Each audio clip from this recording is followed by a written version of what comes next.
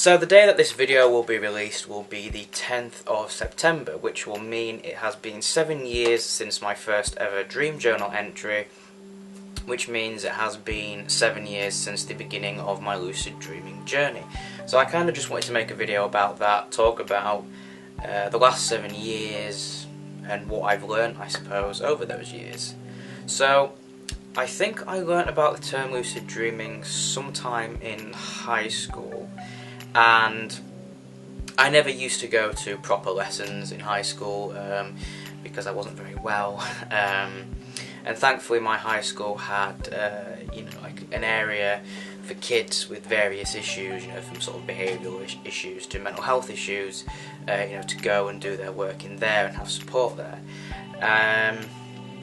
And whilst I was there, I met a few people. I met my partner there, but I also met this girl who I believe she had Asperger's, and she used to get really into certain subjects and learn a lot about them, and tell me about them. And one day she printed out like tons and tons of information on lucid dreaming, and she was talking to me about that, and I was kind of interested in it. I thought it was pretty cool, but for some reason at that point it didn't really compel me to learn more about it or actually do it for myself. It was only maybe about 2 years later, just before I started college.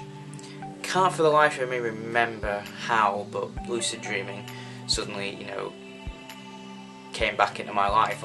Maybe I read something about it, I don't know, but I know that this time I was pretty interested in actually doing it. So I think I went on Amazon and I bought the first book that I saw about lucid dreaming, which happened to be Exploring the World of Lucid Dreaming by Stephen LaBerge.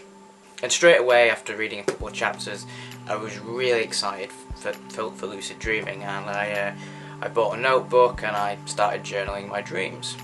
So I'm not really sure what made me want to learn how to do it. I think this idea of being able to live out a fantasy life really appealed to me. For me, I've always had a very, very vivid imagination, to the point where it almost feels very real.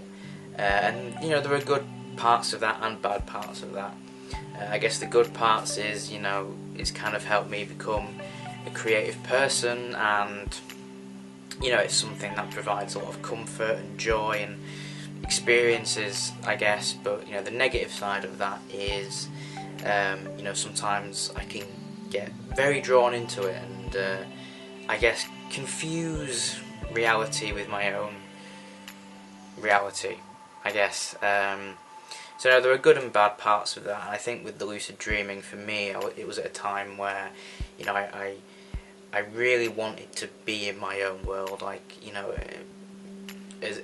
and make it as real as I could, I suppose. So that was maybe my motivation of, oh wow, when I dream at night I can control it, and I can experience all of these things on a much more three-dimensional and real level, I guess. So that was how things kind of started. It took me quite a while to have my first lucid dream. Well, maybe after a couple of weeks I kind of had these little semi-lucid dreams. I kind of realised that I was dreaming, but I wasn't really able to control anything, and my level of awareness was really pretty terrible. So I wouldn't really consider them lucid dreams as such. It was probably maybe a year into it where I started to have lucid dreams where I'd get lucid and I'd actually be able to stay lucid. Before they'd kind of be over within like a matter of seconds. So it did take me a pretty long time to get to a level where I would consider them to be, real lucid dreams rather than these kind of semi-lucid moments. I think part of that was to do with the fact that I was at college, and my focus was obviously on getting my college work done. So I didn't put a great deal of emphasis into lucid dreaming, and there was like a few months where I had a bit of a break. And I think maybe what kind of put me off a bit was my understanding of lucid dreaming was, as soon as you get lucid, you're in this like amazing, vivid, lifelike world, and you have full control, and for the whole night you'll be in your world where you can do whatever you want, which obviously is a massive misconception, isn't true, you know, especially when you're learning. More than likely when you get lucid, you know, you'll just have a few seconds of lucidity, or a minute, or, you know, they'll be pretty low level all around. I mean, some people are lucky and they have very vivid lucid dreams first time around, but I think for the majority of us, you know, it's a slow process. So that kind of put me off, which is why I kind of stopped for a bit. But then after 2 years, I'd finished college and I could put more focus into lucid dreaming, and that's what I did.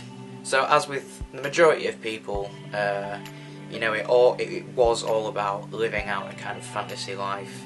It was about just doing stuff that was fun, very hedonistic, you know, just all that kind of stuff.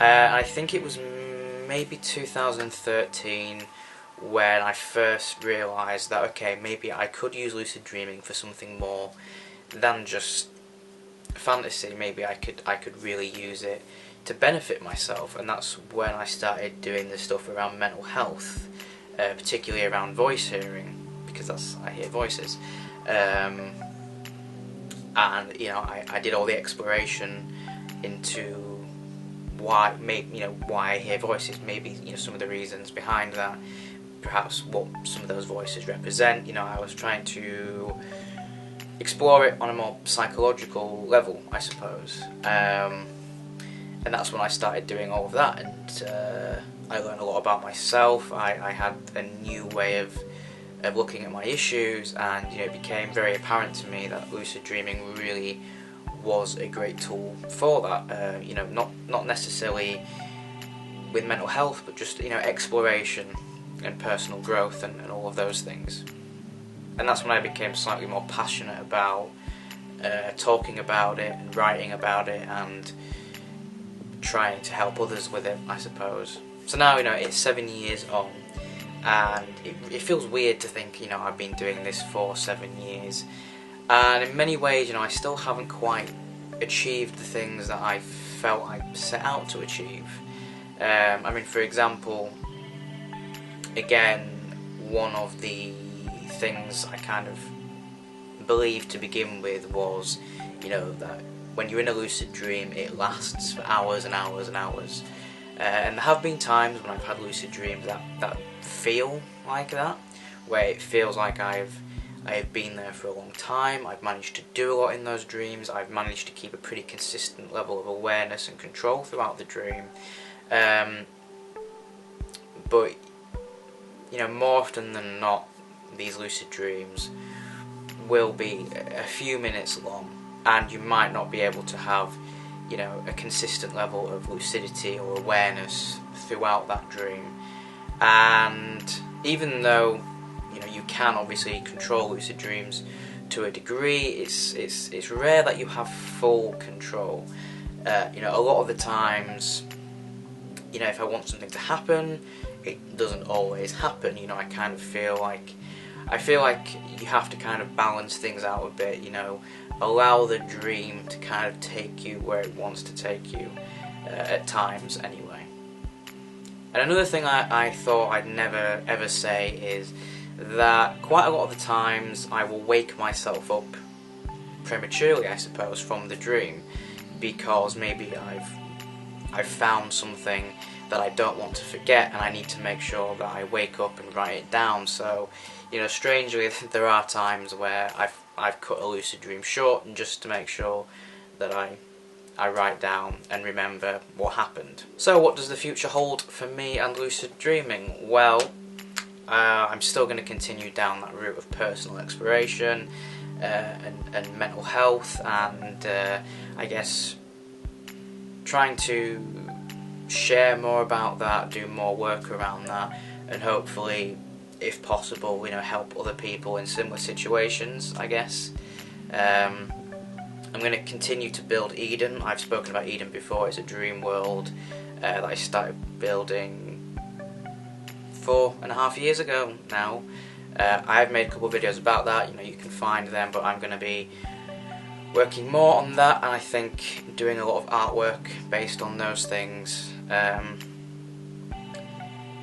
But yeah, I think, you know, the biggest kind of shift has been away from this sort of, you know, living out a fantasy life to more practical things, and I want to keep doing that. You know, I still want to use lucid dreaming for fun and, you know, as a release and as a little break from waking life, I guess.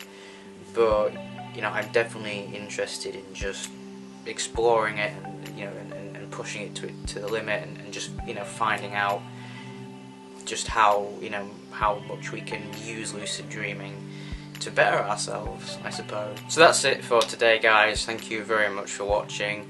If you liked the video, then feel free to like the video and to subscribe to my channel for more lucid dreaming content. There will be links in the description to relevant places such as my Patreon, as well as a link to a 20% discount on Vivid Dream products. There will also be other places where you can see this face and the things that I do. So thank you very much for watching, guys. I've been Max, aka TheRaRaRabbit. I'll see you in the next video.